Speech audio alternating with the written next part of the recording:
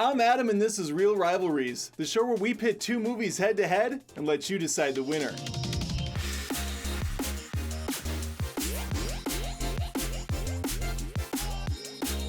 This week's episode determines which R-rated film features the funniest, most lethal hero. The rounds up for grabs are characters, story, worlds, and action. I'm a huge fan of both Deadpool and Kick-Ass, so this is gonna be tough. Like a parent having to choose between their favorite vulgar, murderous little child. Let's start with the characters.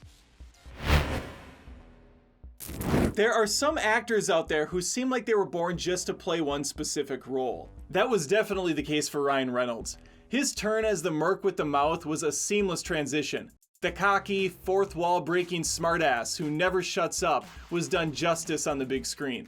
Weasel, Blind Al, and Mr. Pool's fiancée Vanessa have no problems keeping up with his foul mouth. Deadpool even gets himself a protege of sorts with Dupinder, the lovable taxi driver. A couple of X-Men show up as well. Colossus, now much larger and 100% more animated than previous films, plays nicely off Deadpool's zaniness. Sinead O'Connor, Negasonic Teenage Warhead, gets her first big appearance here. Much of it is spent texting, as the kids do. The villains are unfortunately of the generic variety. Ajax has super strength and a high pain tolerance. A much higher tolerance than Disney had for America's sweetheart, Gina Carano. She played Angel Dust, which seems like an appropriate name seeing as that's what her career has become. What the Kick-Ass characters lack in superpowers, they make up for in testosterone.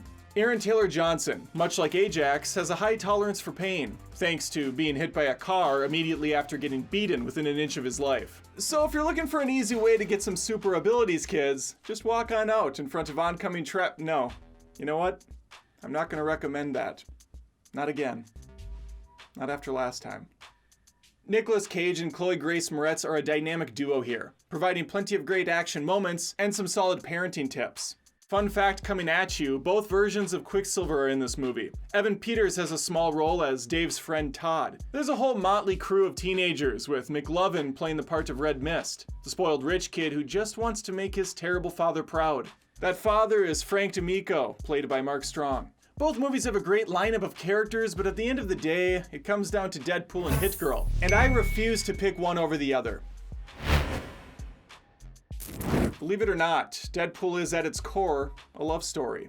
Wade Wilson says this multiple times during the run of the film. Wade is an ex-mercenary who roughs up scumbags for cash before settling in for the night at the local dive bar. It's at this beautiful establishment where he falls head over heels for a stripper, one he intends on marrying until he finds out he has stage 4 terminal cancer. Agent Smith eventually convinces him to take part in an experiment that will cure his ailments and bring out his true potential. Even though torture wasn't on the menu, Wade receives a buffet's worth of it. His body reveals a dormant mutant ability to repair itself, but unfortunately the damage done to his face can't be fixed. Which is a shame, because he was a striking man before the procedure. Now his face looks like Zack Snyder's version of Steppenwolf. It's haunting stuff.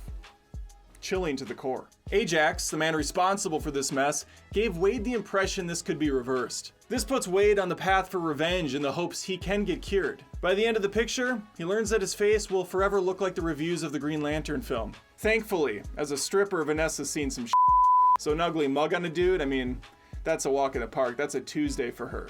Dave poses a question to his high school friends. What if a regular person put on a suit and started fighting a crime? After learning the hard way that fighting crime isn't all just comic book pageantry, he ups his game. Things escalate quickly. His persona grows in status, which motivates Dave to head on new challenges. Nothing would prepare him, though, for his first run-in with Hit Girl. The middle school murderer is seen absolutely punishing some of Frank's men in an apartment building. Frank believes Kick-Ass was the one responsible and sends out the dogs to take him down. Frank's son Chris believes he can contain the situation, posing as a new hero named Red Mist. The picture caps with Big Daddy being incinerated. It's a BioShock reference for you. Hit Girl goes on a killing spree, and there's a final fight between the D'Amico family. Both films put a nice spin on an otherwise dated formula at this point. I'm going with another tie. Yeah, we're doing this. The X-Men franchise is an absolute mess. That's putting it lightly. One that Deadpool has no problem pointing out time and time again. The film has a great level of self-awareness to it. This is noticeable from the onset, as credits fly by with mocking titles associated to the actors and some of the staff. Deadpool constantly breaks the fourth wall by speaking directly to the audience. There's tons of pop culture references, sight gags, and fantastic music throughout the picture. Everything feels a lot dirtier here too. Partly, of course, due to the vulgar language and graphic violence, but also the overall look of the film. Xavier's mansion may be intact for once, but everything else has a nice, fresh layer of grime to it, which helps set this one apart. 2010's Kick-Ass had a lot of these aspects 6 years earlier. Director Matthew Vaughn shoots for stylish realism and sticks the landing. The comic book inspiration can be seen throughout the film, and the script doesn't shy away from the complex, often intricate thoughts that teenage boys have. They're gross. I know, I used to be one. Long ago. The heroes and villains all wear appropriately cheap-looking costumes to drive the realism home. No one here is a master seamstress like our Peter Parker is. Just like Deadpool, the music is another big highlight. Joan Jett's bad reputation will forever remind me of that incredible lobby shootout. Two great playgrounds to fight in, but I'm a sucker for X-Men and Careless Whisper. So Deadpool's gonna take a point here. There is something downright magical about watching a guy drop through the roof of an SUV, dispatching a bunch of dudes to the lovely stylings of Salt and Pepper. It's lovely watching Deadpool have to line up a 3-for-1 shot because he wasted all his bullets, or to witness him cut off his own hand only to watch it slowly regrow later from a baby version. There's truly a little something for everyone here. He slices, he dices, he even frets over whether or not he left the stove on. As a bonus, this maximum effort sometimes plays out in beautiful slow motion.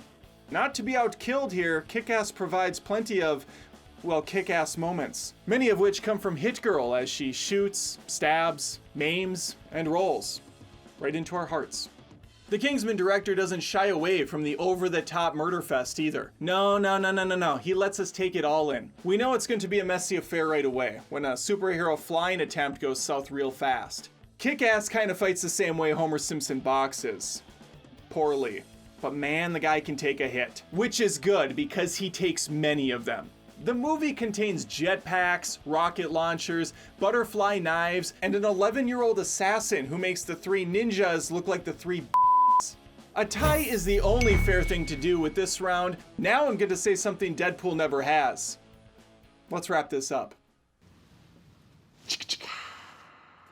By my account, Deadpool barely squeaks out a win, but I think we're all in agreement. These are two crazy, off-the-wall action comedies that are aging like a fine chimichanga. Now let's hear from you. Give us your winner, like the video if you felt moved in any way, and I'll see you next time on another Reel Rivalries. Thanks for watching the rivalry. If you enjoyed the video, make sure to hit that like button and comment with your episode winner. If you're a fan of movie debates, feel free to subscribe to ScreenRant for more Reel Rivalries and much more.